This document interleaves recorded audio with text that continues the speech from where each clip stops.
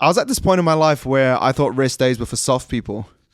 And I was like, if you rest, you're weak. I'm just going to keep charging on. I'm just going to keep training. I'm going to outwork you.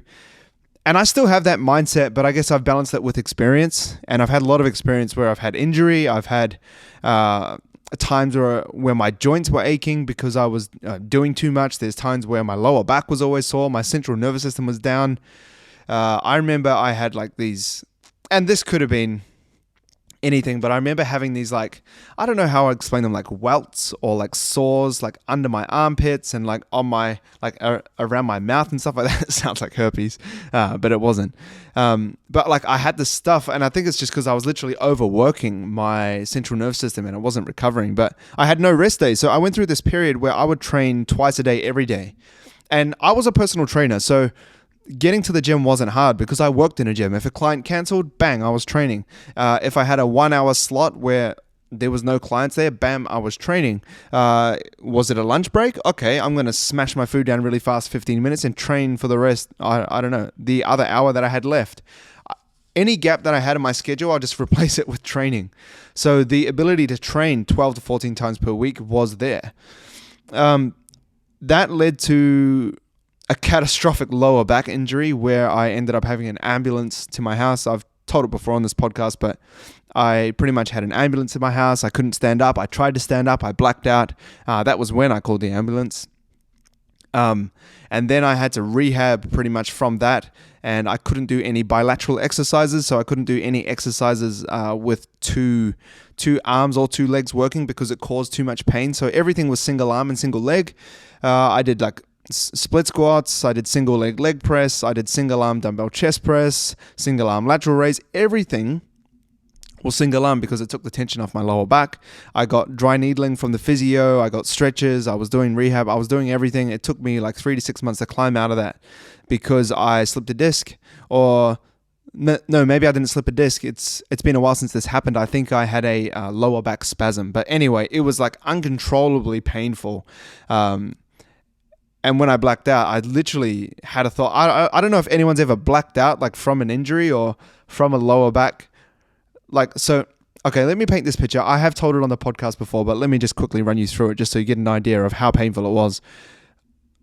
I did my lower back that night and I couldn't walk. So I literally like crawled into my Uber, like took the smallest penguin steps up to my apartment, which was the first level, so I had to do stairs as well. That was super painful. I fell asleep. I was conked out. It was like 10 p.m. I woke up. I couldn't stand up, so I crawled out of bed, crawled to the toilet.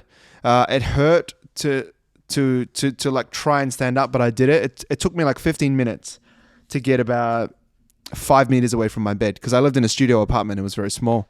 Crawled, sat on the toilet to take a piss. Usually I would stand up because I'm a dude. That's usually what we do. And then I had to crawl back to bed. I canceled my clients because I woke up and I was like, I can't stand up. I thought it would pass overnight. And then I really didn't know what to do. I tried to eat. So I crawled down from my bed. I made food. The microwave was actually just above the ground, like in a cabinet. So I could do that. I was lying, and then I was just lying on the ground eating on my front. I was lying, eating, and I was eating. And then I finished and I had to put it in the sink. I couldn't reach the sink, so I tried to stand up. As I was trying to stand up, it was so painful, like this kind of sharp pain came through me. I put the Tupperware container in the sink, and then I blacked out and I woke up on the floor, which was like crazy because I could have hit my head. I don't know. And I was living on my own. So it was just crazy. It was so sore. I woke up and I was scared. And then that's when my brother I called in the Gold Coast told me to call an ambulance. So anyway, I did. And this pretty much came down from no resting. I was squatting. I was only squatting 120 kg, which isn't significant for me. It's up there, but it's not up there. And I was just trying to tick the box from my program. I was so fixated on smashing my program that was twice a day, and I didn't get all my squats in because I had clients during that day. So when I finished my clients at like 9 p.m, I was like, I just need to do 2 sets of squats at 120 and then I'm done. I did my warm-up sets up to 120. I went down to the bottom of like my second rep of 120 kg, and as I came up, something went like that. And then I was done. I was just training too much. My lower back was always sore. I used to have a joke with my friends when we were PTs. They were like, "Oh, Brock, what are you training today?" And then I'd like kind of lean back. If you're watching on YouTube, you'll see like this. I'd kind of like arch my back, flex, and then go side to side, because that would be like, if that was painful, I'd be like, "Oh, my lower back's sore, so I'm not doing legs." And then I'd say, "Oh, I'm doing upper body." And it was a bit of a joke, because I was always like, my lower back was always sore, but it's because I was training so hard, training so heavy, and there was no recovery. I was still eating a lot, but I just wasn't recovering from training 12 to 14 times per week. So what I did, from training twice a day, every day, which was 14 days per week, I brought it down to 12 days per week. I'd train twice a day every weekday, and then once on the weekend. That made it slightly better. Weekends were amazing because I was only training once a day. But I was still experiencing that lower back pain where I was like, "Oh, I can't really move." It's kind of like, and I'd have sore elbows and sore wrists a lot, because I was doing a lot of bench press, a lot of overhead press, using a lot of dumbbells. And everyone only thinks of your muscles recovering when we're talking about recovery, but we also have to think about our joints and our ligaments and our bones. And when we lift heavy, they also take attacks. Like when you're doing bench press, you're loading the bar on your wrist joint and your elbow joint too, and then your shoulder joint's loaded too. So like we think, "Oh, that was a chest, tricep, and shoulder exercise. I hope they recover." But you have to think about your tendons and ligaments, and they'll tell you when they're sore too. So then I went from 12 to like 10 days per week, where I'd like train twice a day, Monday to Friday, take the weekends off. Still sore. Then I went to 7 days, which was a dramatic. Like I literally trained half as much as I used to, 7 days a week. It was a dramatic improvement. And just from a practical point of view, I had more time during the day. I was getting frustrated with myself. Just because in my professional life as a personal trainer, while I was face-to-face, I was trying to build my online presence, my online training business as well. And I just didn't have the time training twice a day. And even though I was like, I want to, keep transforming my online business, I was like, I need to train twice a day too. So I had this conflict, and I would always train because it was like, go hard or go home mindset. And now that I only trained 7 days per week, I was like, man, I have so much time to work on my business. I was still experiencing lack of recovery, sore lower back all the time. And now I've trained 5 days per week for probably since 2020, I would say. And it's brilliant, man. It's so good.